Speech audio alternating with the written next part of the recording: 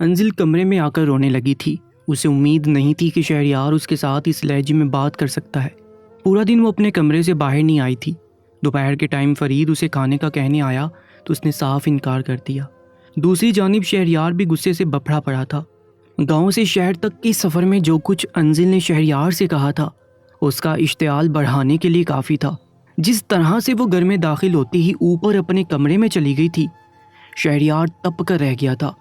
क्या कुछ नहीं सोचा था उसने कि सफ़र के दौरान अगर अंजिल ने बात ना भी की तब भी वो रोमांटिक सॉन्ग सुनकर पूरे सफ़र को तय करेगा और घर की सजावट देखकर अंजिल का मूड खुद ब खुद से बहाल हो जाएगा।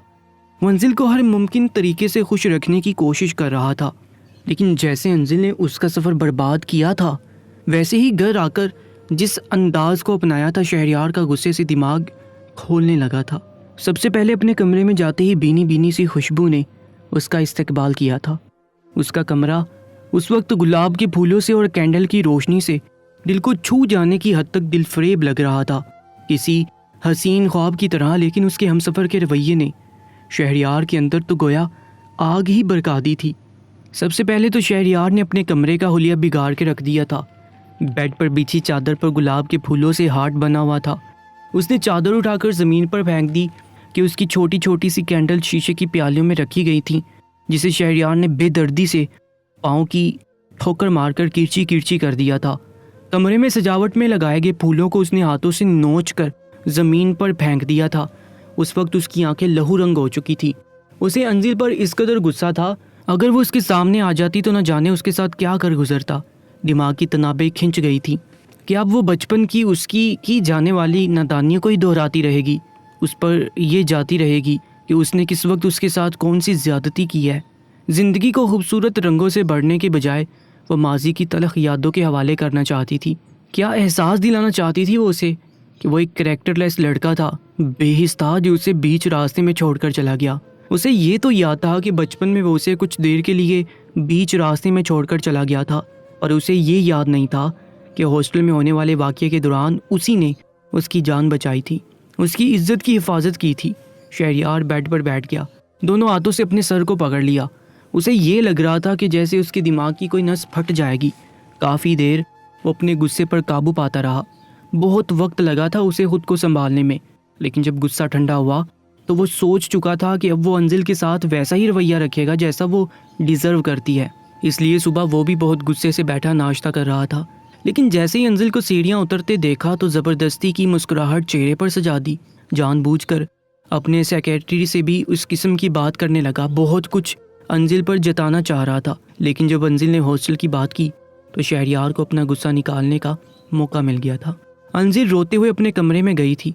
दोपहर को भी फरीद को भेजा ताकि वो अंजिल से खाने का पूछे, क्योंकि सुबह भी वो नाश्ता किए बगैर ही ऊपर चली गई थी और दोपहर के खाने में भी उसने इनकार कर दिया था। और ये बात भी कहाँ शहरयार को चैन लेने दे रही थी। रात को डिनर के वक्त भी शहरयार ने फरीद को ऊपर भेजा कि जाकर अंजिल को बुलाकर लाए। फरीद उसका हुक्म बजा लाते हुए ऊपर चला गया था, लेकिन जैसे ही अंजिल के दरवाजे पर दस्तक दी वो चिल्लाकर बोली थी, कह जो दिया है मुझे कुछ नहीं खाना। क्या तुम्हें एक बार की कही बात समझ नहीं आती? निकल जाओ यहाँ से फरीद, खबरदार जो दोबारा मेरा दरवाज़ा बजाया तो। रोते रोते उसकी आंखें सूज गई थी। फरीद बेचारा सीढ़ियाँ उतरकर नीचे आ गया। डाइनिंग टेबल पर शहरयार बैठा था, खाने पर अंजिल का इंतज़ार कर रहा था, लेकिन वो नहीं आई।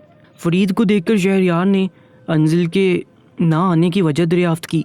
फरीद ने कहा कि उन्होंने खाना खाने से इनकार कर दिया है।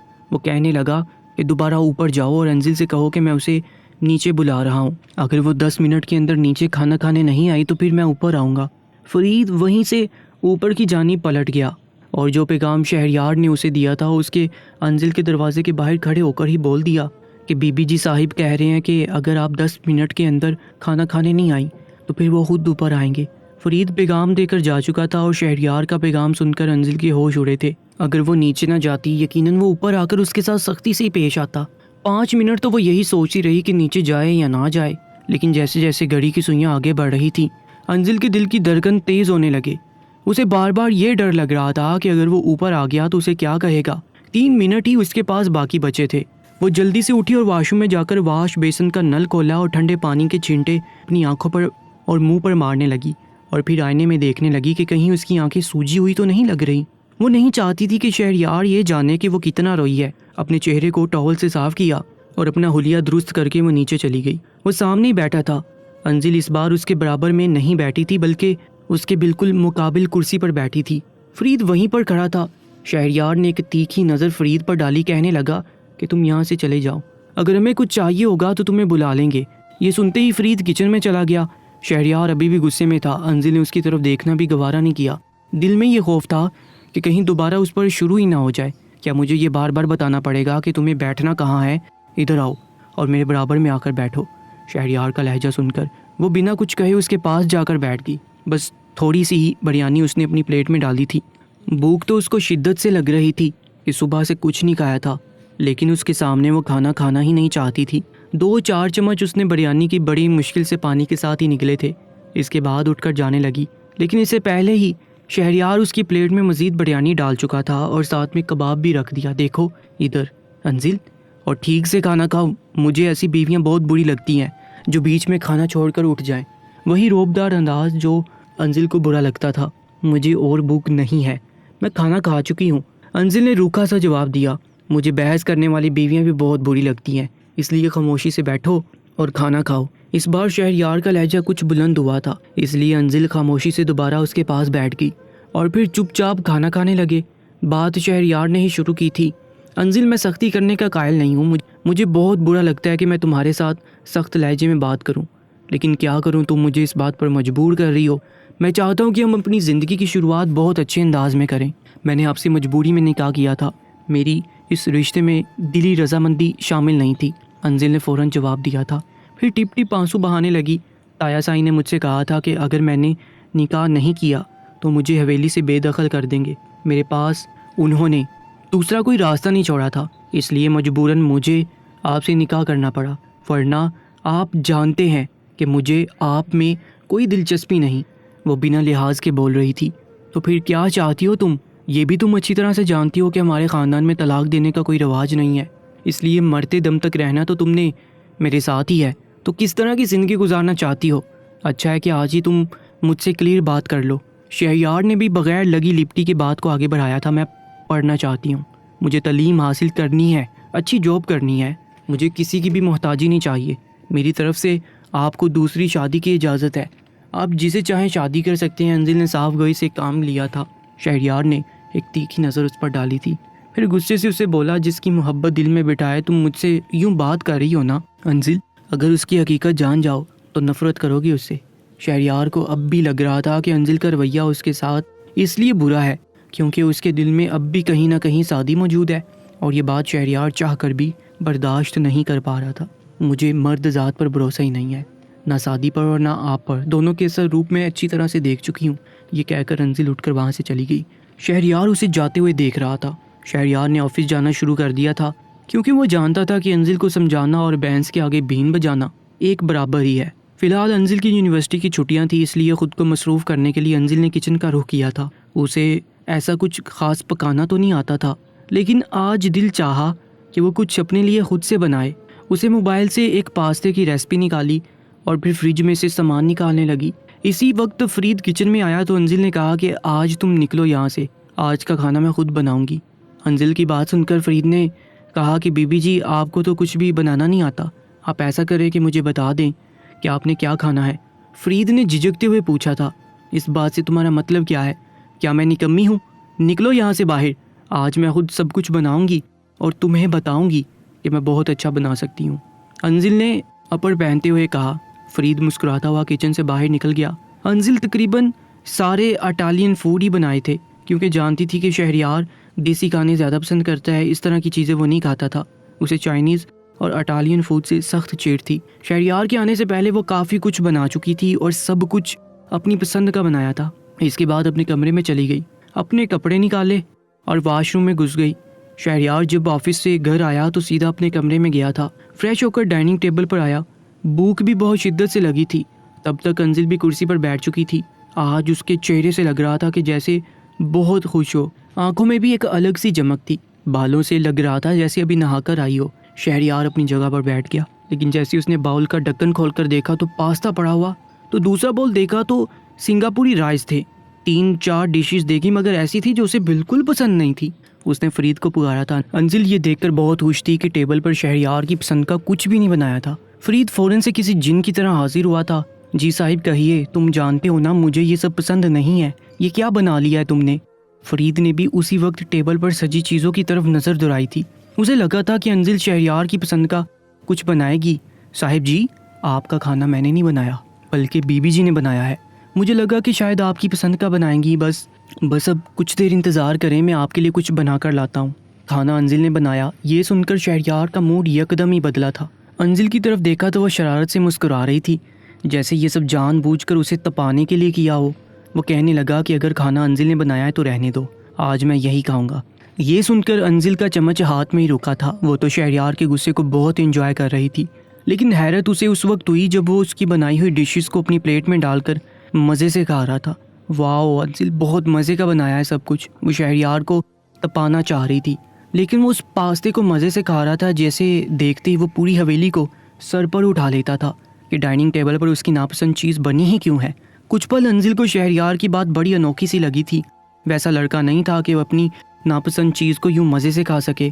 खाना खाते ही वो अंजिल को लॉन्ग ड्राइव पर ले गया था। कहने लगा, आज तुमने बहुत मज़े का खाना बनाया था मेरे लिए, वो भी खुद अपने हाथों से। थैंक्स अंजिल। शहरयार के चेहरे पर बेतहाशा खुशी थी। कुछ देर तो अंजिल भी उसे देखती रह गई थी। पहली बार ऐसा हुआ था कि वो बड़े गौर से उसे देख रही थी। उसे तो लगा कि वो गुस्सा करेगा, फरीद को डांटेगा, 2-4 बर्तन तो यूं ही तोड़ देगा जैसा बचपन में करता था, लेकिन वो तो उसकी तारीफ कर रहा था। उसके चेहरे पर गुस्से की बजाय खुशी थी। जानती थी आज खाना खाते हुए मेरा दिल चाहा कि तुम्हारे हाथों को चूम लूँ, जिन हाथों से तुमने मेरे लिए पहली बार अपनी पसंद का खाना बनाया है। अंजिल को अपनी तरफ मुतवज्जे पाकर शहरयार ने उसे कहा था, और अंजिल उसे देखते ही अपनी नज़रें झुका गई थी। कुछ जीप सी गई थी। गाड़ी आइसक्रीम पार्लर के बाहर जाकर रुकी थी। एक बहुत ज़बरदस्त डिनर बनाने के लिए मेरी तरफ से एक छोटा सा तोहफा। मुझे पता है तुम्हें आइसक्रीम बहुत पसंद है, चलो आओ आइसक्रीम खाते हैं। हालांकि अंजिल को खुश नहीं होना चाहिए था, लेकिन वो खुश थी। पहली बार ऐसा हुआ था कि शहरयार ने उसकी खाने की तारीफ़ की थी। ना सिर्फ तारीफ़ की थी बल्कि अपनी नापसंदीदा चीज़ को बड़ी रग़बत से खाया भी था। और आइसक्रीम ऐसी चीज़ थी जिसके अंजिल कभी भी इनकार नहीं कर सकती थी, शहरयार को भी नहीं। वो उसके साथ आइसक्रीम पार्लर चली गई। शहरयार को ये भी मालूम था कि वो कौन सी आइसक्रीम शौक से खाती है, इसलिए उसके लिए चॉकलेट आइसक्रीम मंगवाई। अभी वो दोनों आइसक्रीम खाने में मसरूफ़ थे कि जब सामने की टेबल पर एक कपल आकर बैठा था। बेसाख्ता उन पर अंजिल की नज़र पड़ी तो वो आइसक्रीम खाना भूल गई थी। सामने टेबल पर सादी और उसके साथ एक बहुत खूबसूरत सी लड़की बैठी थी। वो दोनों भी आइसक्रीम ही ऑर्डर कर रहे थे। उस लड़की के पहनावे से लग रहा था कि काफ़ी अमीर और रिच फैमिली से ताल्लुक़ रखती है। अंजिल का तो जैसे दिल ही दम कर रह गया था। सोच भी नहीं सकती थी कि साद ऐसा भी हो सकता है। वो उस लड़की से हंसकर बातें कर रहा था। सादी इस बात से बेखबर था कि अंजिल उसे देख रही है। शहरयार की नज़र पहले अंजिल पर पड़ी, फिर सादी पर, फिर अंजिल से कहने लगा, क्या देख रही हो अंजिल? तुम्हें क्या लगता है कि सादी भी तुम्हारे गम में सोग मना रहा होगा, या उसे अपनी गलती का एहसास हुआ होगा? उसे इस बात की परवाह तक नहीं है कि तुम्हें किस बदनामी के गड़े में फेंक गया था। मैं तुम पर एहसान नहीं जता रहा, लेकिन तुम मेरे घर की इज्जत हो, इसलिए मुझे हर हाल में तुम्हें इज्जत की चादर देनी है। मैं मर कर भी तुम्हें बदनाम ना होने देता। शहरयार की बात सुनकर अंजिल ने एक नज़र उसे देखा था, फिर नज़रें झुका गई। मुझे घर जाना है शहरयार। वो नहीं चाहती थी कि सादी उसे देखे। ये कहकर वो फ़ौरन से खड़ी हो गई। शहरयार भी खड़ा हो गया। मेन्यू कार्ड में पैसे रखे अंजिल शहरयार के साथ बाहर निकल गई। गाड़ी का सफ़र खामोशी से ही गुजरा था। अंजिल गुमसुम बैठी थी। दिल में कहीं हल्की सी ये उम्मीद थी कि शायद सादी को अपने किए पर पछतावा हुआ हो, लेकिन आज उसे एक लड़की के साथ देखकर वो उम्मीद भी टूट चुकी थी। दिल में कहीं हल्की सी उम्मीद थी कि शायद सादी को अपने किए पर पछतावा हुआ हो, लेकिन आज उसे एक लड़की के साथ देखकर वो उम्मीद भी टूट चुकी थी। घर आकर वो अपने कमरे में चली गई। रात बेचैनी सी गुजरी थी। शहरयार जैसा भी था, लेकिन इतना वो भी जानती थी कि अपने ख़ानदान की इज्जत की खातिर जान देना जानता है। ये बात उसकी ठीक थी। वो कभी भी अंजिल को बेआसरा नहीं छोड़ सकता था। आज तो अंजिल को भी लग रहा था कि उसने शायद जज्बात में आकर ऐसा फ़ैसला किया था। अगले रोज़ वो नाश्ते पर कुछ पशेमान सी थी, क्योंकि आज तक उसने शहरयार को तकलीफ़ पहुंचाने की ही हर मुमकिन कोशिश की थी, जिसे वो अब तक बड़े तहम्मुल से बर्दाश्त कर रहा था। शहरयार को आज वो खुद नाश्ता सर्व करवा रही थी। नाश्ता करने के बाद शहरयार ऑफिस चला गया तो अंजिल किचन में आ गई। आज सोच ने एक नया रुख किया था। शहरयार इतना भी बुरा नहीं लग रहा था जितना आज से पहले लगता था, इसलिए आज वो सब कुछ शहरयार की पसंद का बना रही थी। फरीद को आज उसने छुट्टी दे दी थी। वो चाहती थी कि आज वो शहरयार को सरप्राइज़ दे, इसलिए खाना उसकी पसंद का बना रही थी। शाम तक वो काफ़ी डिशेस बना चुकी थी। फिर अपने कमरे में चली गई, अच्छे से तैयार होकर दोबारा किचन में आ गई। याद आया कि शामी कबाब तो उसने फ्राई ही नहीं किए थे। उसने फ्राई पैन में ऑयल डाला और कबाब फ्राई करने लगी। साथ साथ शेल्फ पर सलाद भी काट रही थी कि जब उसे महसूस हुआ कि उसकी कमर पर कुछ जल रहा है। जैसे ही उसने पलट कर देखा तो होश उड़ गए। उसके दुपट्टे को आग लग चुकी थी। रेशमी दुपट्टा था और रेशमी ही जोड़ा था जो अंजिल ने पहना था। दुपट्टे से आग कमीज़ तक पहुंच गई।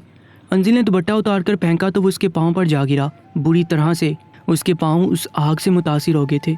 जैसे वो पीछे हटने लगे तो उसकी कमीज़ पर आग लगी और बरक उठी थी। वो चीखने और चिल्लाने लगी। उसे कुछ भी समझ नहीं आ रहा था कि वो क्या करे। आग थी कि बढ़ती ही चली जा रही थी। उस वक्त अंजिल की ज़ुबान तो बस शहरयार का ही नाम था। उसे पुकार रही थी, चिल्ला चिल्ला कर पुकार रही थी कि मुझे बचा लो, लेकिन आग उसकी कमर को झुलसाने लगी थी। वो तड़प कर रह गई थी। उस वक्त घर पर उसके अलावा कोई भी ना था क्योंकि फरीद को भी वो भेज चुकी थी। उसे समझ नहीं आ रहा था कि आग को कैसे बुझाए। शहरयार जब घर पहुंचा तो गाड़ी का हॉर्न देने के बावजूद फरीद गेट खोलने नहीं आया था। इससे पहले कि शहरयार मज़ीद हॉर्न देता, उसे अंजिल की चीखने चिल्लाने की आवाज़ें घर के अंदर से आने लगी। शहरयार का ही नाम पुकार रही थी।